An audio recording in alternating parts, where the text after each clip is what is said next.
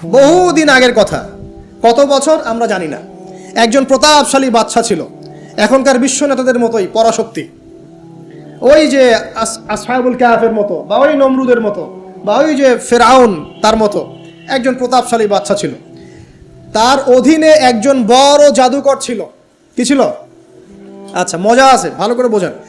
একটা বড় জাদুকর ছিল। এখনো কিন্তু বহু কান্ট্রি এই জাদুবিদ্যার চর্চা করে, আপনারা জানেন না। ভিতরে ভিতরে জাদুবিদ্যার চর্চা এখনো চলছে। আর এই জাদু সত্য, জাদু সত্য, চোখের বদনজরও সত্য। সায়েন্স বিশ্বাস করুক না করুক, এগুলো সত্য, কারণ কোরআন বলেছে সত্য, ব্যাস সত্য। এই জাদুকরের যখন বয়সটা বুড়ো হয়ে গেল, তখন সে যে আমার তো বয়স শেষ, আমার এই বিশাল জ্ঞানগুলো কি করব? আমাকে একজন বালক এনে দিন, যেই বালককে আমি এসব জাদুবিদ্যা শিখিয়ে দিব। যেরকম ছোট বাচ্চাদের মধ্যে একজন। তো এরকম একটা ফুটফুটে সুন্দর বাচ্চাকে খুঁজে বের করা হলো, যে বাচ্চাটা বিচক্ষণ। একে নিয়ে আসা হলো জাদুকরের কাছে। এবার জাদুকর তাকে জ্ঞান শিখায়, জাদু শিখায়। জাদু শিখাতে শিখাতে শিখাতে শিখাতে সে একটু পরিণত হচ্ছে, মানে কৈশোরে পদার্পণ করলো। এখন সে যখন জাদু শিখতে আসে, আসার পথে রাস্তায় দেখে একজন পাদ্রী আছে। পাদ্রী মানে কি? পাদ্রী মানে দরবেশ, মানে যে আল্লাহ বিশ্বাস করে, হয়তো আগেকার আসমানি কিতাবে সে বিশ্বাস করত। এমন একজন পাদ্রীর সন্ধান সে পায়। সেই পাদ্রীর কাছে গিয়ে বসে। সেই পাদ্রী তাকে আসমানি কিতাবের যে মর্ম, যে বাণী, এগুলো শোনায়। তার কাছে খুব ভালো লাগে, যে মাশাআল্লাহ, এটা ইমানের স্বাদ। যখন কোরআন শুনি আমাদের ভালো লাগে না, আসমানি কিতাব যখন শুনে তার কাছে ভালো লাগে। সে বলে যে আমি এটা শিখতে চাই। তখন এই পাদ্রী তাকে বলে, তুমি তো জাদু শিখতে যাও এই বাদশার দরবেশের কাছে, বাদশার জাদুকরের কাছে, যদি ওরা জানতে পারে তাহলে তো সমস্যা। তাহলে উপায় কি?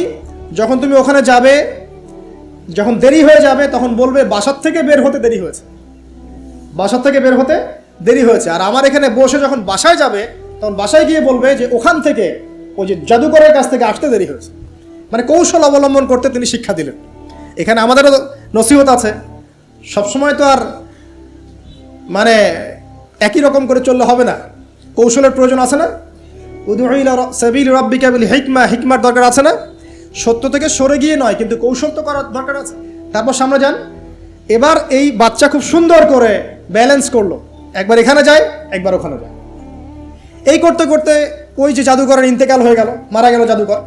এবার এই বাচ্চার কাছে মাশাআল্লাহ অনেক এলেম কালাম আছে। এদিকে সে পাদ্রীর জ্ঞানে দীক্ষিত হচ্ছে। দীক্ষিত হতে হতে তার মধ্যে আল্লাহ পাকের প্রতি একটা পরিপূর্ণ ঈমান চলে আসে। সে মুসলিম হয়ে গেল, আলহামদুলিল্লাহ। তো মুসলিম হওয়ার পরে একদিন সে যখন বাদশার কাছে যাচ্ছে, রাস্তায় একটা বিশাল জন্তু দেখা যাচ্ছে। বিশাল জন্তু, কিরকম জন্তু আমরা জানি না। ঠিক আছে, দাব্বাতুল আরদ সামনে বের হবে। আমাদের 10টা নিদর্শন আছে বড় বড়, তার মধ্যে একটা হচ্ছে দাব্বাতুল আরদ, জমিন থেকে ফুঁড়ে একটা প্রাণী বের হবে। আর এখন মানুষ এগুলো বিশ্বাস করবে না, আমি জানি। 2 দিন পর নাসা যখন বলবে তখন বিশ্বাস করবে। কথা কি বুঝতে পারছেন? তবে প্রাণী এই পৃথিবীর নিচে আছে। রাসূল সাল্লাল্লাহু আলাইহি ওয়াসাল্লাম বলছেন 10টা আলামত না আসা পর্যন্ত কিয়ামত হবেই। তার মধ্যে একটা হচ্ছে দাব্বাতুল আরদ, জমিন থেকে একটা প্রাণী বের হবে। এবং এই প্রাণী শুধু বেরই হবে না, মানুষের সাথে কথাবার্তা বলবে। এবার মানুষের সাথে কথা বলবে প্রাণী। বিশ্বাস করছেন? এখন বিশ্বাস করছেন না জানি, কিন্তু প্রাণী মানুষের সাথে কথা বলবে। আল্লাহ পাক বলাতে পারেন না? পারেন। আচ্ছা, সামনে যান। ওই প্রাণী যখন দাঁড়িয়ে আছে রাস্তায়, এখন এই বালক বলছে, আজকে আমি প্রমাণ করে নিব যে আল্লাহর আনুগত্যশীল ওই পাদ্রী সঠিক নাকি ওই জাদুকর সঠিক। এবার সে একটা ইট হাতে নিল, পাথর হাতে নিয়ে সে বলছে, আল্লাহ, তোমার কাছে যদি ওই জাদুকরের কাজের চাইতে এই পাদ্রীর কাজ বেশি পছন্দনীয় হয়, এই ইটের আঘাতে এই জন্তুকে তুমি মেরে ফেলো আল্লাহ। এ বলেছে বিসমিল্লাহ বলে পাথর নিক্ষেপ করলো। নিক্ষেপ করার সাথে সাথেই জন্তু ডেড। তখন তার আইন আল ইয়াকিন, হাক্কুল ইয়াকিন হয়ে গেল যে হ্যাঁ, আল্লাহর কাছে এই পাদ্রীর আমলই সবচেয়ে বেশি পছন্দনীয়। তার আর মনে কোনো সংশয় থাকলো না। কিশোর মানুষ না, কতটুকুই বা বোঝেন নাই? এবার তার মধ্যে একটা ইয়াকিন চলে আসলো এবং সে পরিপূর্ণ মুমিন, মুসলিম হয়ে গেল।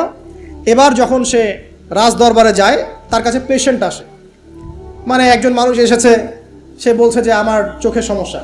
সে চোখে হাত দেয়, হাত দিয়ে বলে যে আপনি আল্লাহর প্রতি ঈমান নিয়ে আসেন, আমি আল্লাহর কাছে দোয়া করব, চোখ ভালো হয়ে যাবে।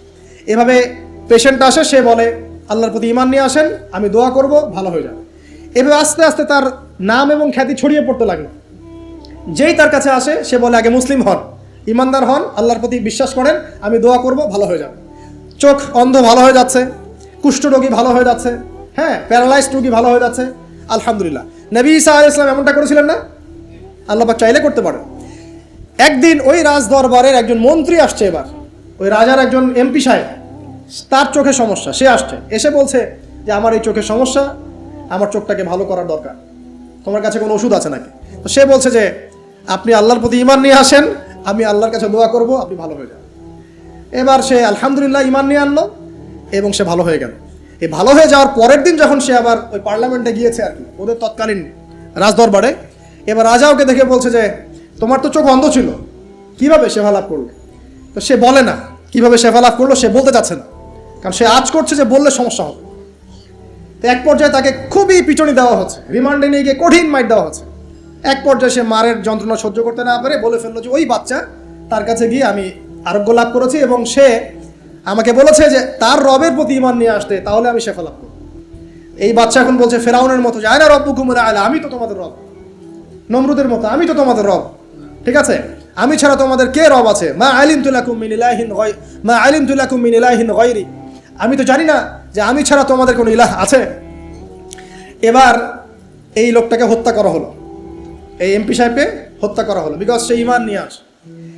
এবার সেই বালককে ডেকে আনা হচ্ছে, বলা হচ্ছে বলো তুমি নাকি তোমার রবের নাম দিয়ে মানুষের ট্রিটমেন্ট করা শুরু করেছো? তখন সেই বালক বলছে হ্যাঁ, আমি এক আল্লাহর প্রতি বিশ্বাস করি এবং তার রাসূলের প্রতি বিশ্বাস করি, তার প্রেরিত আসমানি কিতাবে বিশ্বাস করি। এখন রাজা বলছে আমি ছাড়া তোমাদের কোন ইলাহ আছে আমি তো জানি না। এই সৈন্যবাহিনী শোনো, এই বালককে ধরো, ধরে নিয়ে গিয়ে উঁচু পাহাড়ে নিয়ে যাও, ওখান থেকে ফেলে দাও।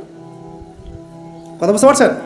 এবার তাকে নিয়ে যাওয়া হলো, ক্রস ফায়ার দেওয়া হবে, এবার উপরে নেওয়া হয়েছে একদম পাহাড়ের উপরে। এবার ওই বালক উপরে উঠে একটা দোয়া করছে, এই দোয়াটা সবাই শিখে নেন।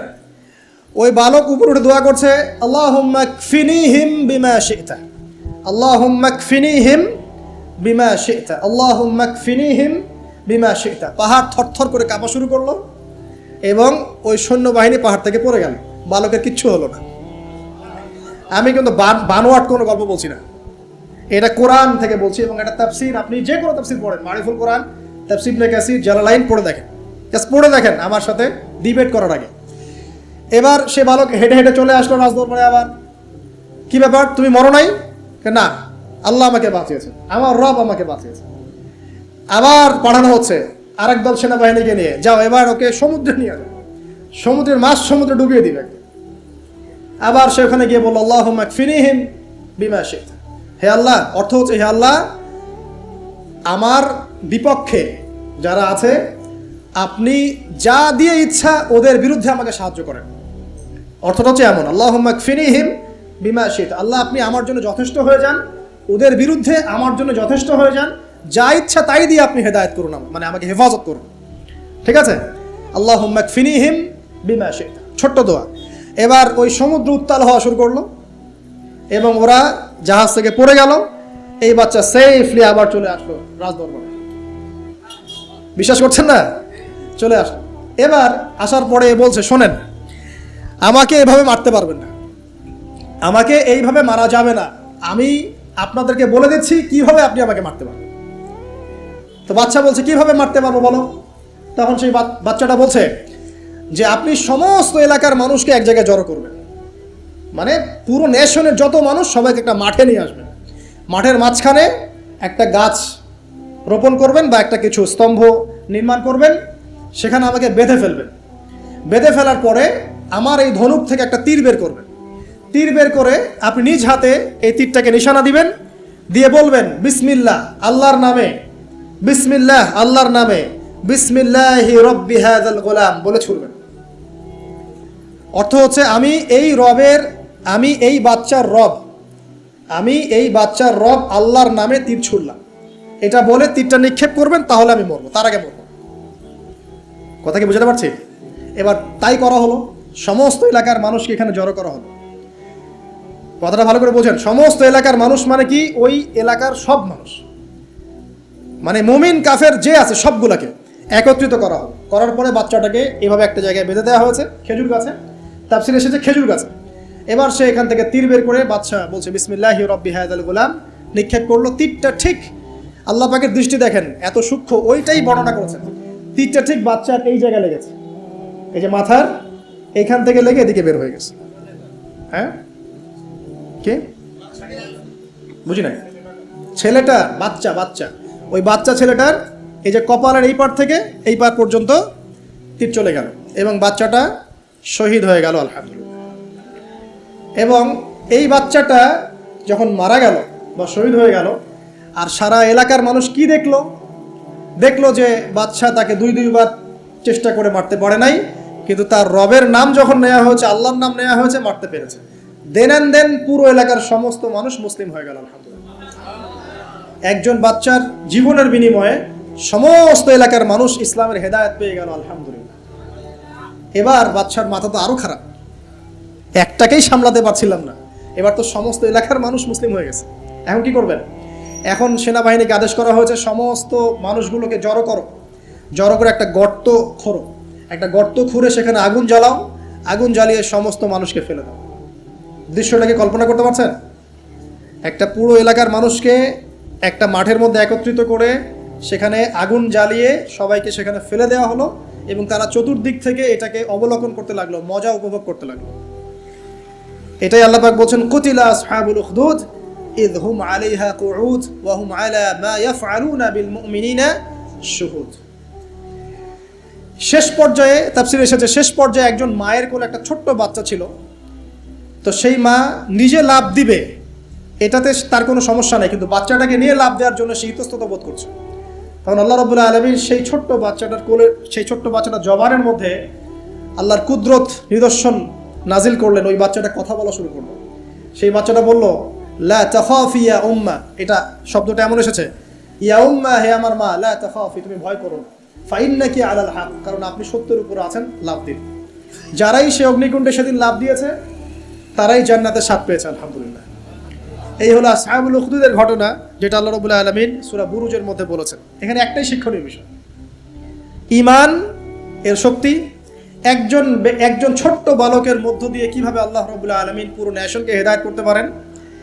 এবং আল্লাহ রাব্বুল আলামিন সমস্ত পরিকল্পনার উপরে মহা পরিকল্পনাকারী, এবং আল্লাহ সুবহানাহু ওয়া তাআলা তাদেরকে চিরস্মরণীয় করে রেখেছেন কোরআনের পাতায়। কিয়ামত পর্যন্ত মানুষ এই ঘটনা পড়বে, তাদের থেকে শিক্ষা গ্রহণ করবে না? তো আল্লাহ রাব্বুল আলামিন সবচেয়ে বেশি স্মার্ট না আমরা সবচেয়ে বেশি স্মার্ট? এরপরে আল্লাহ রাব্বুল আলামিন বলছেন যে তারা ঈমান আনা ছাড়া অন্য কোনো অপরাধ করে নাই। এই মুমিন যারা ছিল, আগুনে লাফ দিয়েছে, এদের কি কোনো অপরাধ ছিল? এদের কোনো অপরাধ ছিল? কি অপরাধ ছিল? তারা শুধুমাত্র কি ছিল? মুমিন ছিল। ঈমান আনার ফলে তাদের এই পরিণতি হয়েছে, তাদেরকে অগ্নিকুণ্ডে লাফ দিতে তারা বাধ্য হয়েছে। যারা দিয়েছে তারা কি জান্নাতি না জাহান্নামী? জান্নাতি। ওই যে বালক যে একা দৃষ্টান্ত স্থাপন করে গেল এবং পুরো নেশনকে হেদায়েত দিয়ে গেল, এই বালক সফল না ব্যর্থ?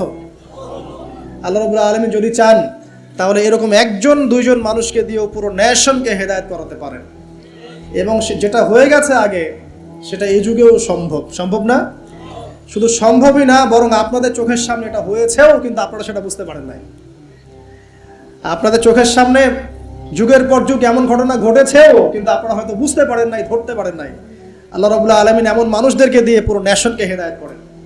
কিছু মানুষকে আল্লাহ পাক পরীক্ষায় ফেলেন, তাদের মধ্য দিয়ে আল্লাহ পুরো নেশনকে হেদায়েত করতে পারেন আলহামদুলিল্লাহ। তো আল্লাহ পাক এখানে বুরুজ বিশিষ্ট আসমানের কসম করে বলছেন, ওয়াল ইয়াউমিল মাউউদ, এবং আমি আরো কসম করছি প্রতিশ্রুত দিনের। ইয়াউম মানে দিন, মাউউদ মানে হচ্ছে যেই দিনটার ওয়াদা করা হয়েছে, মানে প্রতিশ্রুত দিন। এটা কোন দিন? কিয়ামতের দিন। শুকরিয়া। ওয়াল ইয়াউমিল মাউউদ মানে হচ্ছে কিয়ামতের দিনের কসম। আর কিয়ামতের দিনটা কি? একটা বাক্য উত্তর হচ্ছে ইয়াউমা লা তামলিকু নাফসুন লিনাফসিন শাইআ। কিয়ামতের দিন এমন একটা দিন যেই দিন কোনো নফস, মানে কোনো সত্তা অন্য কোনো সত্তার যাররা পরিমাণ উপকার করতে পারবে না। ইয়াউমা লা তামলিকু নাফসুন লিনাফসিন শাইআ ওয়াল আমরু ইয়াউমা ইযিল লিল্লাহ, যেদিন সমস্ত কিছুর দায়িত্ব, আমর, কর্তৃত্ব শুধুমাত্র আল্লাহ পাকের হাতে থাকবে। এই হলো কিয়ামতের দিন। এখানে কোনো পলিটিক্যাল সম্পর্ক চলবে না, কোনো বংশের সম্পর্ক চলবে না, রক্ত, বর্ণ, জাতীয়তাবাদ চলবে না। চলবে কি? ঈমান এবং আমল। ঈমান এবং আমল, এর উপরে আল্লাহ পাক যাকে রহম করবেন সেই জান্নাতে যেতে পারবে। মানুষ তার আমলের বদৌলতেও জান্নাতে যাবে না। মানুষ তার আমলের বদৌলতে কখনো জান্নাতে যাবে না যদি না আল্লাহ পাক তাকে রহম করেন।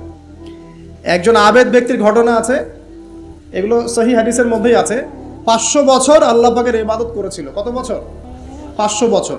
তাকে যখন বলা হচ্ছে যে তুমি আল্লাহর রহমতে জান্নাতে যাও, সে বলে বসেছিল যে, বা বলে বসবে কিয়ামতের মাঠে যে আমার আমলের বদৌলতে। তখন আল্লাহ রাব্বুল আলামিন তাকে ডেকে বলবেন যে তোমার সব আমলগুলোকে এক পাল্লায় রাখা হবে, আর আমি তোমাকে যে নিয়ামতগুলো দিয়েছিলাম সেগুলো এখন আরেক পাল্লায় রাখা হবে। দেখা যাবে দুই চোখের যে নিয়ামত, আল্লাহ পাকের দুইটা চোখের যে নিয়ামত যা আল্লাহ মানুষকে দিয়েছেন, ওই 500 বছর ইবাদতের নেকি তার চেয়ে বেশি হয়ে যাবে। মানে দুই চোখের নিয়ামতের চাইতে 500 বছরের ইবাদত কম হয়ে যাবে। তাহলে এই হলো আল্লাহ পাকের রহমতের একটা আমি নমুনা দিলাম যে আল্লাহ পাকের রহমত ছাড়া কেউ জান্নাতে যেতে পারবে না।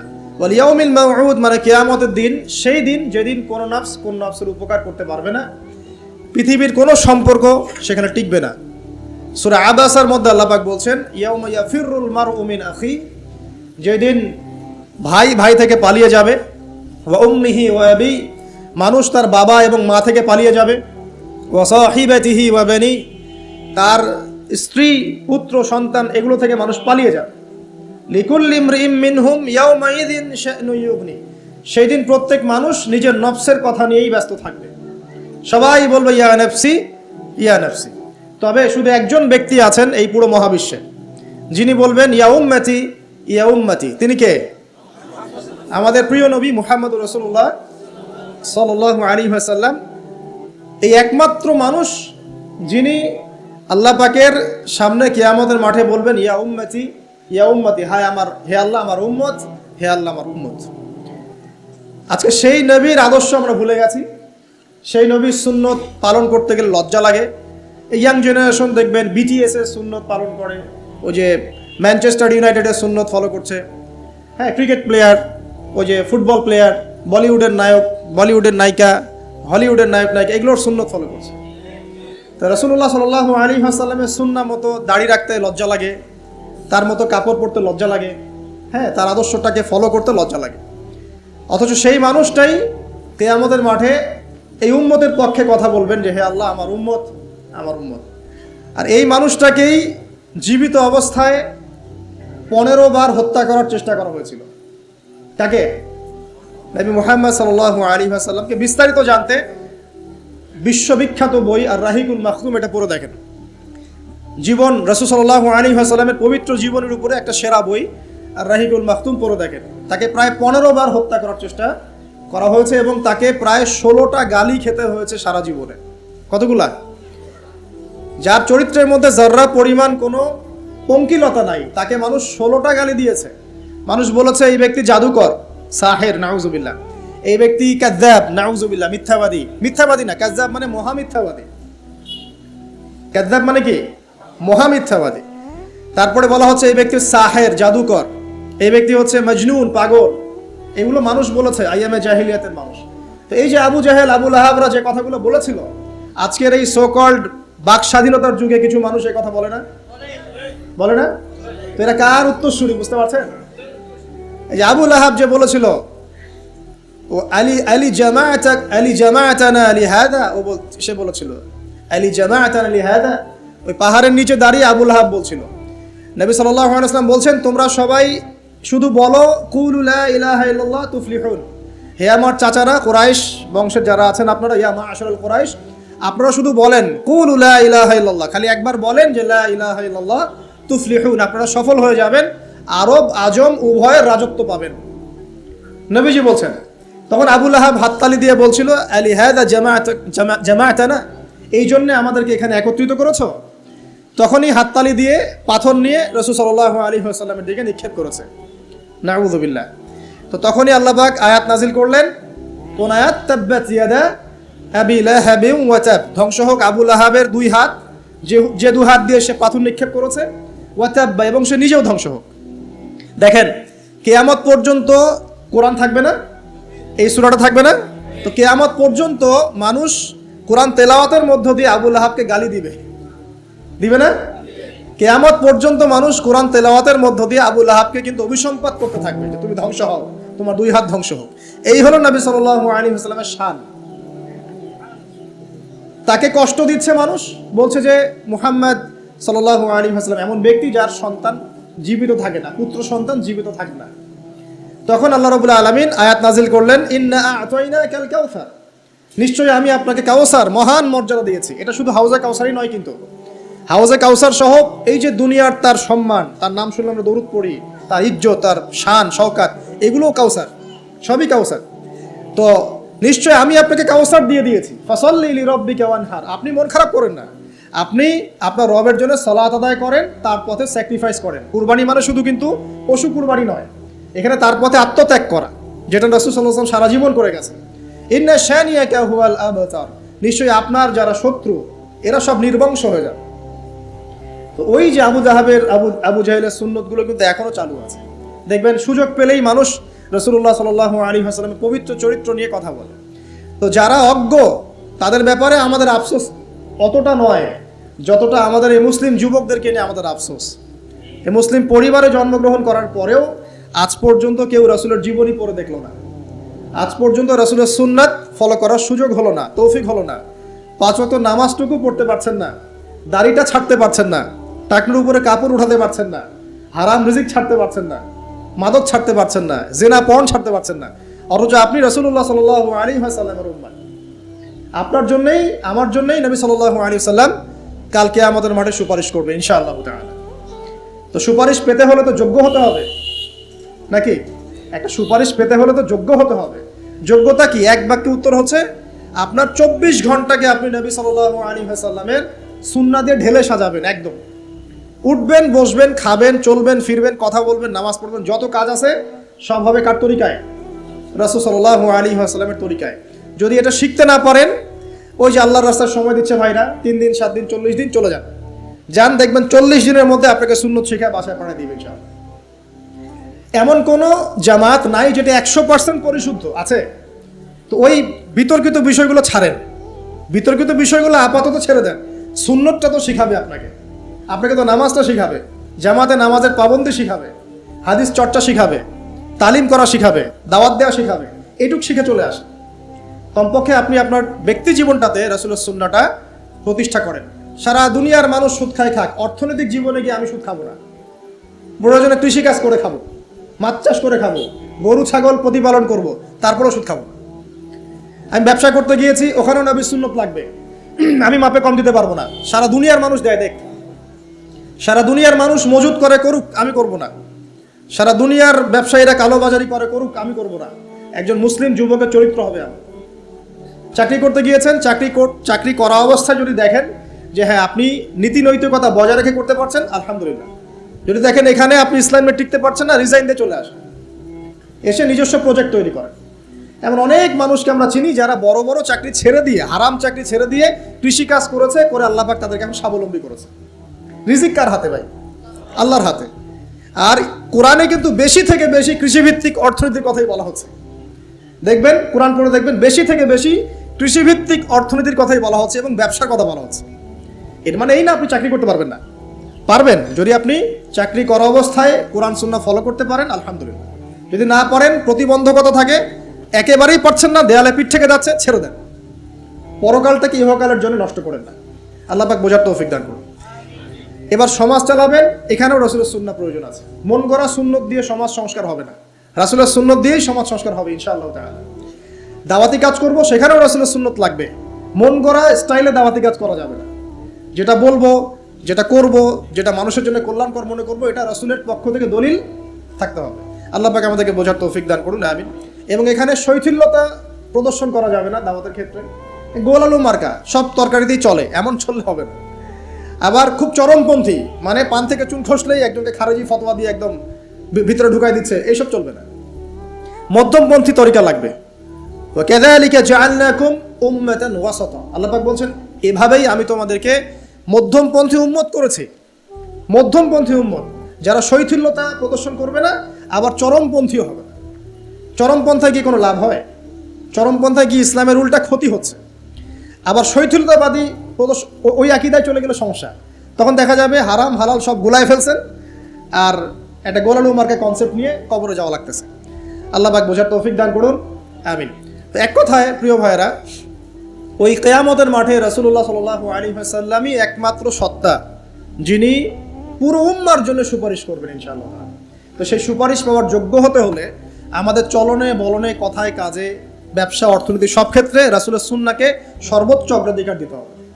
অনেক আদর্শের কথা আমরা বলি, সবচেয়ে সেরা আদর্শ মুহাম্মদ সাল্লাল্লাহু আলাইহি ওয়াসাল্লাম, তার আদর্শের উপরে কোনো আদর্শ নাই। অতএব এই আদর্শটাকে মনে পারে ধারণ করা, লালন করা, মননে ধারণ করে বাস্তবে ইমপ্লিমেন্ট করা। আল্লাহ পাক আমাদেরকে তৌফিক এনায়েত করুন, আমিন। তো প্রিয় ভাইরা, কিয়ামতের মাঠ সম্পর্কে অনেক ভয়াবহ চিত্র আছে, আজকে আমি সেটা বলার সুযোগ পাচ্ছি না। এতটুকু বলবো যে এটা হচ্ছে ন্যায় বিচারের মাঠ। এখানে যাররা পরিমাণ বান্দার হক নষ্ট করে পার পাওয়া যাবে না।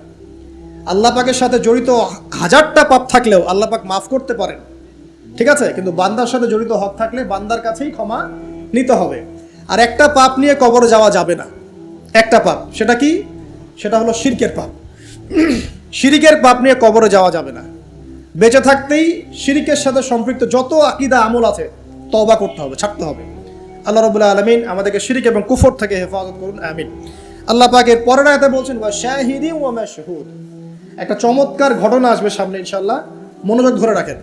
আল্লাহ বলছেন ওয়া শাহিদিন ওয়া মাশহুদ, আমি আল্লাহ কসম করছি শাহেদের এবং মাশহুদের। শাহেদ কি? তাফসীরের কিতাবে এসেছে শাহেদ মানে হচ্ছে জুমার দিন। কোন দিন? জুমার দিন। এই যে দেখেন, জুমার দিনে মুসলিমদের একটা কাজ কমন, সেটা হলো গোশতের দোকানে দাঁড়িয়ে গরুর গোশত কেনা। সকাল সকাল দেখবেন জুমার দিনে হাজির কসাইয়ের দোকানে, আজকে জুমার দিন গরু খাইতেই হবে, নাকি ভাই? কথাটা কি ঠিক না বেঠিক? দেখবেন শহরের যতগুলো কসাইখানা আছে সকাল সকাল হাজির, জুমার দিন গোশত খাইতে হবে। অথচ জুমার দিনটা এত ইম্পর্টেন্ট, এই দিনে দোয়া কবুল হয়।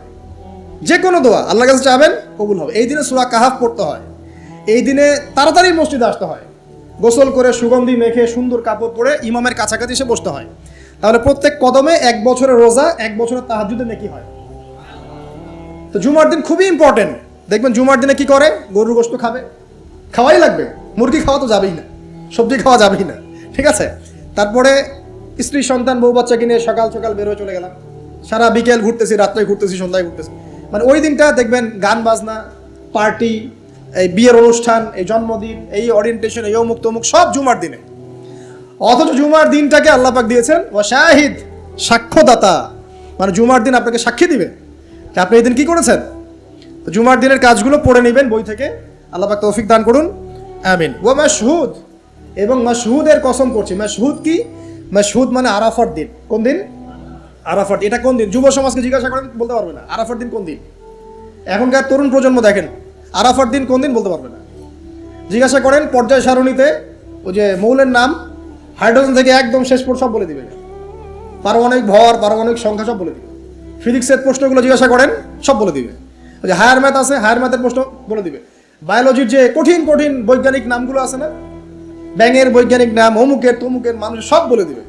বলেন মাশহুদ কাকে বলে? ওয়া শাহিদিন ওয়া মাশহুদ, আয়াতটা শুনেছো কখনো? বলবে শুনি নাই। তো এই হলো অবস্থা, শিক্ষা সিস্টেমের এই হলো অবস্থা। কেউ কি বলেছে যে ডাক্তার হওয়া যাবে না, ইঞ্জিনিয়ার হওয়া যাবে না, বা জেনারেল লাইনে পড়া যাবে না? এমনটা কি কেউ বলেছে? কিন্তু কোরআন সুন্নাহর জ্ঞানকে বিসর্জন দিয়ে, ওই জ্ঞানটাকে বিসর্জন দিয়ে তোমাকে ডাক্তার হতে হবে? আমার তো মাঝে মাঝে মনে হয় যে এইসব সেকশনে এই সায়েন্টিফিক পড়াগুলোর পাশাপাশি মানবিক কিছু পড়াশোনা দেওয়া দরকার। আগে মানুষ বানানো দরকার, কিভাবে পেশেন্টদের সাথে ভালো ব্যবহার করতে হয় শেখানো দরকার, কিভাবে একজন অসুস্থ মানুষের সাথে ভালো বিহেভ করতে হয় শেখানো দরকার। খালি কিভাবে ইনজেকশন পুশ করতে হয় আর কিভাবে ওষুধ দিতে হয় এটুকু শেখানো যথেষ্ট না। একটা বিহেভিয়ার, মানবতা শেখানো দরকার। একটা ইঞ্জিনিয়ারকে শেখান যে চুরি করা হারাম, তাকে শেখান আগে, নাহলে বড় হয়ে অনেক বড় ইঞ্জিনিয়ার হতে পারে কিন্তু দেখবেন ভিতরে চুরি করছে। তো একটা মানবিক শিক্ষার দরকার আছে, হিউম্যান বিহেভিয়ার শেখানো দরকার। তো এই শিক্ষাগুলো কে দিবে? কোরআন দিবে, হাদিস দিবে, রাসূলের সুন্নাহ দিবে। তখন গিয়ে তো সে পরিপূর্ণ মানুষ হবে। আর যাদের মধ্যে এই দুইটা শিক্ষা একত্রিত হবে দেখবেন তারা সোনার মানুষ হবে ইনশাআল্লাহ। তো এই দুইটা শিক্ষাকে আমরা অর্জন করতে পারি না? কেউ কি বলেছে জেনারেল লাইনে পড়া বাদ দিয়ে দাও, বাদ দিয়ে একদম সবাই মৌলবী হয়ে যাও? সবাই যদি আলেম হয়ে যায় তাহলে ভাই সামরিক ক্ষেত্রে কে কাজ করবে, প্রশাসনে কে কাজ করবে, জনপ্রতিনিধি কে হবে, ইসলামিক ব্যাংকিং সেকশনকে চালাবে? ঠিক আছে না, সব সেকশনে মানুষের প্রয়োজন আছে না? তো সব সেকশনে মানুষের দরকার আছে, কিন্তু সেই মানুষগুলোর আত্মাটাকে কোরআন সুন্নাহর আধ্যাত্মিকত্ব দিয়ে ঢেলে সাজাতে হবে। আল্লাহ পাক তৌফিক এনায়েত করুন, আমিন। যদি অমুসলিম হয়, অমুসলিম হওয়ার পরেও যদি সে তার ধর্ম মেনে চলে, দেখবেন সেও কিন্তু ভালো মানুষ হবে। আসলে যারা এই বিশ্বে ফাসাদ সৃষ্টি করে বেড়াচ্ছে, এদের সাথে ধর্মের কোনো সম্পর্ক নাই। যারা এই বিশ্বে ফাসাদ সৃষ্টি করছে, এদের সাথে আসলে ধর্মের কোনো সম্পর্ক নাই। সে যদি সত্যিকার অর্থেই তার ধর্ম পালন করত, তাহলে কিন্তু সে তার ধর্মের প্রতি অনুগত থাকতো। কোনো ধর্ম কি বলেছে বিনা বিচারে বা নিষ্পাপ মানুষকে হত্যা করো? কোনো ধর্ম, একটা রিলিজন আমাকে দেখান যে বলেছে মিথ্যা কথা বলো, হারাম খাও, সুদ খাও, বেপর্দায় চলো, নগ্ন হয়ে চলো? একটা ধর্ম বলেছে? তাহলে প্রত্যেকটা ধর্মের মূল কথাগুলো কিন্তু মোটামুটি একরকম। তো সবাই যদি সবার ধর্ম মেনে চলে, কোনো সমস্যা? এরপরে যে পড়াশোনা করে দেখবে যে হ্যাঁ ইসলামই চূড়ান্ত রিলিজন, এর মধ্যে সমস্ত বিষয়ের সমাধান আছে, এটা ফাইনাল টেস্টিমেন্ট, তখন সে মুহাম্মদ সাল্লাল্লাহু আলাইহি ওয়াসাল্লামের আনুগত্য করবে, সাক্ষ্য দিবে আশহাদু আল্লা ইলাহা ইল্লাল্লাহ ওয়া আন্না মুহাম্মাদান আবদুহু ওয়া রাসূলুহু, মুসলিম হয়ে যাবে ইনশাআল্লাহ। ইনশাআল্লাহ মুসলিম হলেই, কালিমা পড়লেই একদিন না একদিন সে জান্নাতে যাবে ইনশাআল্লাহ তাআলা, যদি তার আকীদার মধ্যে শিরক না থাকে, কুফর না থাকে, আমলে বেদাত না থাকে, হারাম রিজিক না থাকে। আল্লাহ পাক আমাদেরকে পরিপূর্ণ মুসলিম হওয়ার তৌফিক এনায়েত করুন, আমিন। এই যে মাশহুদ বলছিলাম, আরাফার দিন, আরাফার দিন নিয়ে আমার স্বতন্ত্র একটা লেকচার আছে, ওইটা দেখে নিন। আরাফার দিনের ফজিলত, এর যে তাৎপর্য, এবং এই দিনে নবী সাল্লাল্লাহু আলাইহি ওয়াসাল্লামের একটা বিদায় হজের ভাষণ আছে, এটা নিয়ে আমি স্বতন্ত্র একটা খুতবা দিয়েছি, শুনে নেবেন ইনশাআল্লাহ। আর বাসায় গিয়ে অবশ্যই আর রাহিকুল মাখতুম বইটা পড়বেন, এখানে সমস্ত বিষয়গুলো লেখা আছে। এই তিনটা কসম, পুরো মহাবিশ্বের কসম, তারপরে হচ্ছে কিসের, কিয়ামত দিবসের কসম, আর এই যে জুমা এবং আরাফার দিবসের কসম। কসমগুলো কি বড় বড় না, ছোট ছোট? বিশাল বিশাল কসম, মানে বিশাল বিশাল কসম নিয়ে আল্লাহ রাব্বুল আলামিন এখন একটা বড় ঘটনা বলতে যাচ্ছেন। সিকোয়েন্সটা দেখেন, বড় বড় কিছু কসম আল্লাহ করলেন, মহাবিশ্বের কসম, বিশাল বিশাল নক্ষত্রের কসম, ঠিক আছে? জুমার দিন বড় দিন, আরাফার দিন বিশাল দিন, এবং কিয়ামতের দিন একটা ভয়াবহ বিশাল দিন। এই সমস্ত বিশাল বিশাল বিষয়গুলোর কসম করে আল্লাহ পাক বলছেন কুতিলা আসহাবুল উখদুদ। কি কথা? কুতিলা আসহাবুল উখদুদ, আসহাবুল উখদুদ ধ্বংস হয়েছে। কে আসহাবুল উখদুদ? সামনে যাই, মজার একটা ঘটনা আসবে। আন-নারি যাতিল ওয়াকুদ, যখন আগুন দাউ দাউ করে জ্বলছিল, আসহাবুল উখদুদ ধ্বংস হয়ে গেছে যখন আগুন দাউ দাউ করে জ্বলছিল। ইযহুম আলাইহা কুউদ, এবং আসহাবুল উখদুদের লোকরা এই আগুনের কুণ্ডলীর চারপাশে বসেছিল। মনে করেন এখানে বিশাল একটা আগুন জ্বালিয়ে রাখা হয়েছে, এখানে দাউ দাউ করে আগুন জ্বলছে, আর কিছু মানুষ তার চারপাশে বড় বড় কুরসিতে, চেয়ারে হেলান দিয়ে বসে মজা উপভোগ করছে। এই হলো আসহাবুল উখদুদ। এদেরকে আল্লাহ পাক বলছেন এরা ধ্বংস হোক। কুতিলা আসহাবুল উখদুদ ওয়া হুম আলা মা ইয়াফআলুনা বিল মুমিনিনা শুহুদ। তারা বসে বসে কি করছিল? তারা বসে বসে দেখছিল যে মুমিন মুসলিমদের সাথে কি নির্যাতন করা হচ্ছে। মুমিন মুসলিমদের সাথে ওই আগুনের মধ্যে যা নির্যাতন করা হচ্ছিল, ওরা চারপাশে বসে বসে এটা অবলোকন করছিল, হাসছিল, মজা নিচ্ছিল। এই আসহাবুল উখদুদরা ধ্বংস হোক। ওয়ামা নাকামু মিনহুম ইল্লা আন ইউমিনু বিল্লাহিল আজিজিল হামিদ। আল্লাহ পাক বলছেন ওই মুমিনদের কোনো দোষ ছিল না যে মুমিনদেরকে ওই অগ্নিকুণ্ডে পুড়িয়ে মারা হচ্ছিল এবং চারপাশে কিছু মানুষ জড়ো হয়ে দেখছিল, মজা নিচ্ছিল। আসহাবুল উখদুদ, ওই মুমিনদের কোনো দোষ ছিল না, শুধু একটা অপরাধ তাদের দৃষ্টিতে। কি সেটা? যে এই মুমিনরা এক আল্লাহর প্রতি ঈমান এনেছিল। এই মুমিন হওয়া ছাড়া তাদের কোনো দোষ ছিল না। কথা বুঝতে পারছেন? এবার চলে আসেন এখানে কিভাবে আসলাম। বহুদিন আগের কথা, কত বছর আমরা জানি না। একজন প্রতাপশালী বাদশা ছিল, এখনকার বিশ্ব নেতাদের মতোই পরাশক্তি, ওই যে আসহাবুল কাহাফের মতো, বা ওই নমরুদের মতো, বা ওই যে ফেরাউন তার মতো একজন প্রতাপশালী বাদশা ছিল। তার অধীনে একজন বড় জাদুকর ছিল। কি ছিল? আচ্ছা, মজা আছে, ভালো করে বোঝান। একটা বড় জাদুকর ছিল।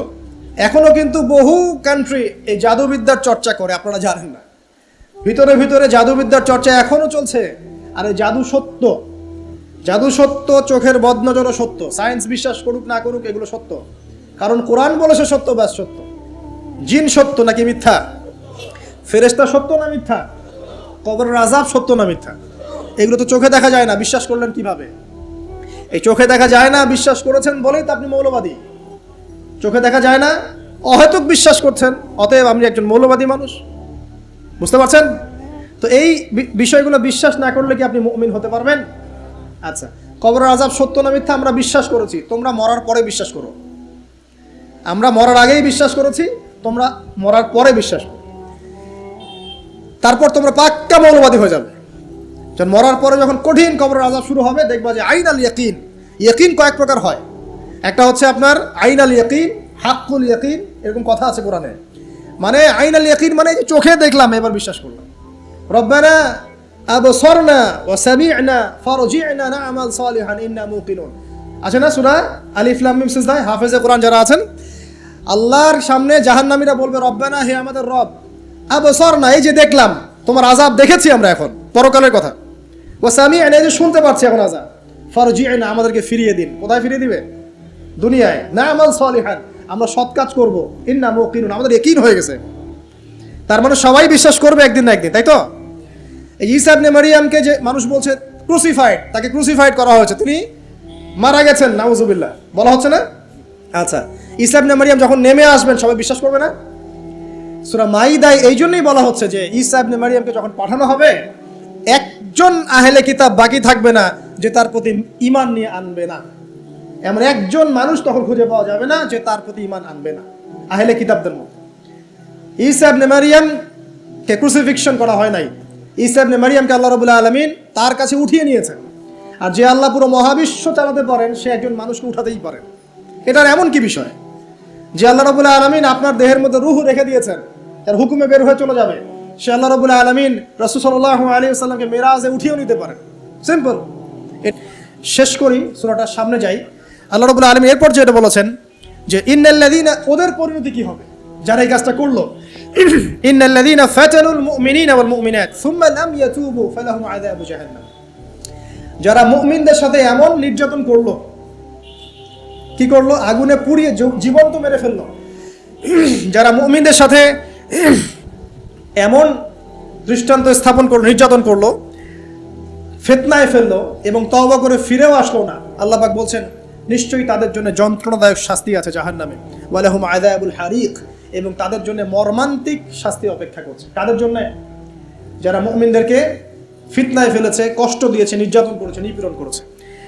তারপর আল্লাহ পাক বলছেন ইন্নাল্লাযীনা আমানু ওয়া আমিলুস সালিহাত লাহুম জান্নাতুন তাজরি মিন তাহতিহাল আনহার। আর যারা এই পরীক্ষায় উত্তীর্ণ হয়ে গেল, যাদেরকে আসহাবুল উখদুদরা ফেলে দিল গর্তে, যারা আগুনে লাফ দিল, অগ্নি পরীক্ষা দিল, আল্লাহ পাক বলছেন এরা সফল হয়েছে, এরা জান্নাতে যাবে যার তলদেশ দিয়ে নহর সমূহ প্রবাহিত হচ্ছে। আলহামদুলিল্লাহ, ওয়া যালিকাল ফাউজুল কাবীর। আর এটা হচ্ছে সবচেয়ে বড় সাফল্য, এটাই হচ্ছে সাফল্যের চূড়ান্ত সংজ্ঞা। দুনিয়াতে আপনি কতটুকু খাচ্ছেন, পড়ছেন, কতটুকু ব্যবসা বাণিজ্য করছেন, কতটুকু স্ট্যাটাসের মালিক, এটা বড় কথা নয়। আপনি দিন শেষে জান্নাতে যেতে পারবো কিনা, এটাই বড় কথা। যদি জান্নাতে যেতে পারি ইনশাআল্লাহ তাআলা আমরা সফল। যদি জান্নাতে যেতে ব্যর্থ হই, আল্লাহ না করুক, তাহলে আমাদের চেয়ে ব্যর্থ এই মহাবিশ্বের কোনো সৃষ্টি নাই। আল্লাহ পাক বোঝার তৌফিক এনায়েত করুন, আমিন। আল্লাহ পাক এরপরে বলছেন ইন্না বাতশা রাব্বিকা লাশাদীদ। জেনে রাখো, যারা আল্লাহর বিরোধিতা করবে, তার নবী, তার আসমানি কিতাব এবং দ্বীনের বিরোধিতা করবে, তাদের জন্য আল্লাহর শাস্তি আছে। এই শাস্তিটা প্রচণ্ড কঠিন। ইন্না বাতশা রাব্বিকা লাশাদীদ, আল্লাহ পাকের শাস্তি প্রচণ্ড কঠিন। আমরা একটা কনসেপ্ট লালন করি মাথায়, আল্লাহ পাক গফুর রহিম, রহমানুর রহিম, ঠিক আছে, তাই না? একই সাথে আল্লাহ পাক কিন্তু শাদীদুল ইকাব বটে। আল্লাহ পাক একই সাথে কিন্তু কঠোর শাস্তিদাতাও বটে। আল্লাহ এটা বলছেন ইন্না বাতশা রাব্বিকা লাশাদীদ। আল্লাহ পাক ছাড় দিচ্ছেন আমাদেরকে, ছেড়ে দিবেন না। কিন্তু তোমরা যারা এখন নামাজ পড়ছো না, সওম রাখছো না, হারাম কাজে লিপ্ত আছো, হারাম খাচ্ছ, এবং জেনায়, পর্নে, মাদকে লিপ্ত আছো, অহেতুক সময় নষ্ট করছো, দিনের কোনো ফিকির নাই, আল্লাহ পাক কিন্তু সবকিছু দেখছেন, আল্লাহ পাক কিন্তু সবকিছু শুনছেন, আল্লাহ রাব্বুল আলামিন সুযোগ দিচ্ছেন, সময় দিচ্ছেন, তাই বলে কিন্তু আল্লাহ পাক ছেড়ে দিবেন না কখনো।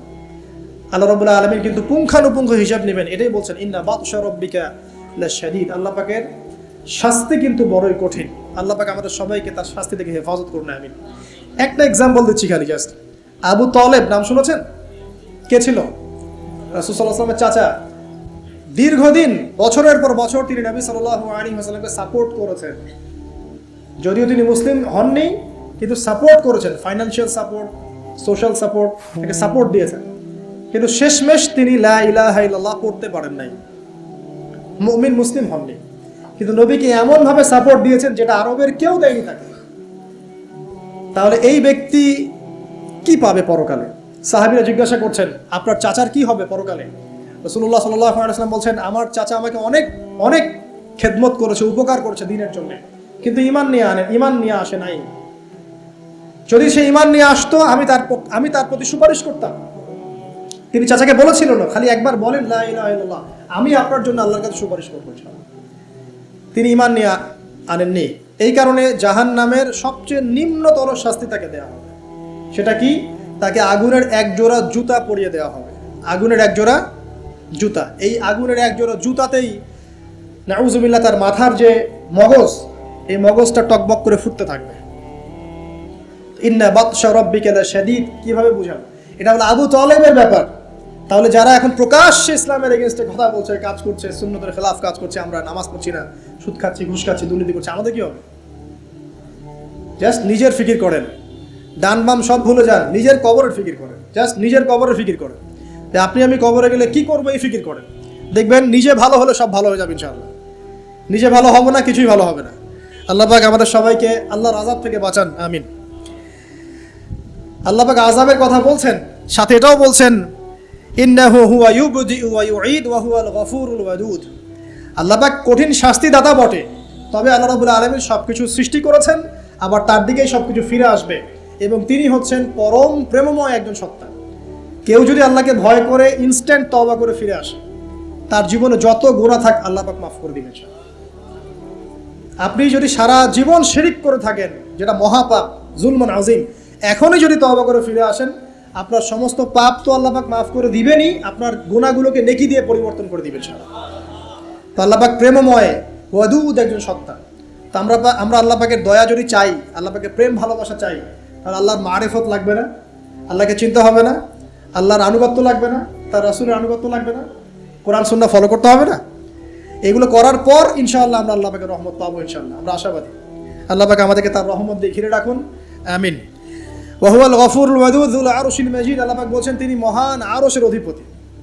আরশ সম্পর্কে একদিন বলেছি আমি যে এই কুরসিটাই মহাবিশ্বকে ঘিরে রাখছে, আর এই কুরসিটা আরশের তুলনায় এমন যে একটা মরুভূমিতে একটা ঢাল ফেলে দেন, একটা মরুভূমির মধ্যে একটা থালাকে ফেলে দেন, অনুপাতটা যেমন হবে, আরশ আর কুরসির অনুপাতটা এমন।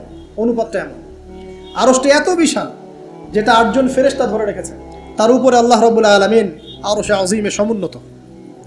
তো সে আল্লাহকে চিনতে শিখুন, আল্লাহর আনুগত্য করতে শিখুন। আল্লাহ পাক তৌফিক দান করুন। ফাআলুল লিমা ইউরিদ, আল্লাহ পাক যা ইচ্ছা তাই করতে পারেন। হাল আতাকা হাদিসুল জুনুদ, হে নবী মুহাম্মদ সাল্লাল্লাহু আলাইহি ওয়াসাল্লাম, তোমার কাছে কি এই সেনাবাহিনীর খবর পৌঁছেছে? এটাকে ফেরাউন ওয়া সামুদ, ফেরাউন এবং সামুদের বিশাল পরাক্রমশালী এই ফোর্সের কথা তোমার কাছে কি পৌঁছেছে? এই আসহাবুল উখদুদের সেনাবাহিনীর কথাই বলেন, আর ওই যে ফেরাউন বা নমরুদ বা সামুদ, আদ জাতির কথাই বলেন, এরা সবাই কিন্তু আল্লাহর গজবে ধ্বংস হয়ে গিয়েছে। আল্লাহ রাব্বুল আলামিনের কাছে সবাই তুচ্ছ। আমরা আল্লাহ রাব্বুল আলামিনের ক্ষমতার কাছে তুচ্ছ। তাই এই নশ্বর দুনিয়ায় আল্লাহর অবাধ্যতা করে উদ্ধত অহংকারী হওয়ার কোনো মানে হয় না। আল্লাহ পাক আমাদের সবাইকে বিনয়ী বানিয়ে দিন, আল্লাহর প্রতি আনুগত্যশীল বানিয়ে দিন। বালিল্লাযীনা কাফারু ফি তাকযীব, বরং যারা কুফরি করছে এরা তো মিথ্যা প্রতিপন্ন করছে। ওয়াল্লাহু মিন ওয়ারাইহিম মুহিত, আল্লাহ রাব্বুল আলামিন কুফারদেরকে চতুর্দিক থেকে ঘিরে রেখেছেন। বাল হুয়া কুরআনুম মাজিদ, আর এই যে কথাগুলো বলা হলো এগুলো কোনো অলীক গল্প নয়, বরং এটা হচ্ছে কুরআনুম মাজিদ ফি লাওহিন মাহফুজ, যেটা লাওহে মাহফুজ থেকে নাযিল হয়েছে। আল্লাহ রাব্বুল আলামিন আমাদের সবাইকে এই সূরাটা থেকে শিক্ষা নেওয়ার তৌফিক দান করুন। খুব সংক্ষেপে যদি সামারি করি, তাহলে এই সূরার মধ্যে আল্লাহ রাব্বুল আলামিন বিশাল বিশাল বিষয়ের কসম করেছেন, এবং বিশাল বিষয়ের কসম করে আল্লাহ পাক বড় একটা ঘটনা বলছেন, যে ঘটনার মধ্য দিয়ে একজন যুবককে দিয়ে আল্লাহ রাব্বুল আলামিন পুরো কওমকে হেদায়েত করছেন। একজনের জীবনের বিনিময়ে আল্লাহ পাক পুরো জাতিকে হেদায়েত করলেন। তো সেটা যদি আল্লাহ ওই যুগে করতে পারেন, এখনো করতে পারেন। এখানে আল্লাহর কাছে তারা সাফল্য মণ্ডিত হয়েছে যারা ঈমান এনেছিল, আর যারা ওদেরকে আযাব দিয়েছে, আগুনে পুড়িয়ে মেরেছে, এদেরকে আল্লাহ পাক জাহান্নামী ঘোষণা করেছেন। আল্লাহ পাক বলেছেন আমি শুধু গফুর রহিমই নই, আমি বরং শাদীদুল ইকাব, কঠিন শাস্তিদাতাও বটে। ইতিহাস ঘেটে দেখো, ফিরআউন, নমরুদ, যত বড় বড় জুনদের অধিকারী যারা ছিল, এদেরকে কিন্তু এই পৃথিবীতে সাস্টেইন করতে দেওয়া হয় নাই। যারা আল্লাহর আনুগত্য দাসত্ব করেছে, এদেরকেই আল্লাহ রাব্বুল আলামিন সম্মানিত, পুরস্কৃত করেছেন। যারা করে নাই, তাকযীবের মধ্যে ছিল, এদেরকে আল্লাহ পাক ধ্বংস করেছেন।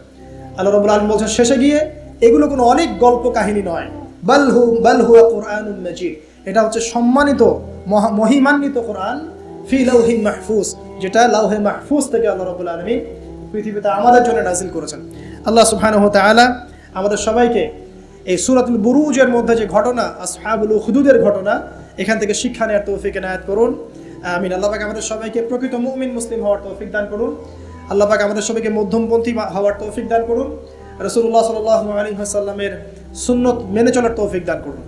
একই সাথে আমরা দোয়া করি, আল্লাহ পাক তার শাস্তি থেকে আমাদেরকে হেফাজত করুন এবং তার রহমতে আমাদেরকে অলঙ্কৃত করুন। আল্লাহ রাব্বুল আলামিন যেন আমাদের সবাইকে মাফ করে দেন এবং কোরআনওয়ালা বানিয়ে দেন, সুন্নতওয়ালা বানিয়ে দেন, দ্বীনের জন্য কিছু করার তৌফিক আল্লাহ পাক দান করেন। আমিন। ঈমানের উপর দৃঢ়তা, ইস্তেকামা আল্লাহ পাক দান করেন। আমিন। আমি এই বলে আমার সংক্ষিপ্ত আলোচনা শেষ করছি। সুবহানাকা আল্লাহুম্মা ওয়া বিহামদিকা, আশহাদু আল্লা ইলাহা ইল্লা আনতা, আস্তাগফিরুকা ওয়া আতুবু ইলাইক। আসসালামু আলাইকুম ওয়া রাহমাতুল্লাহি ওয়া বারাকাতুহু।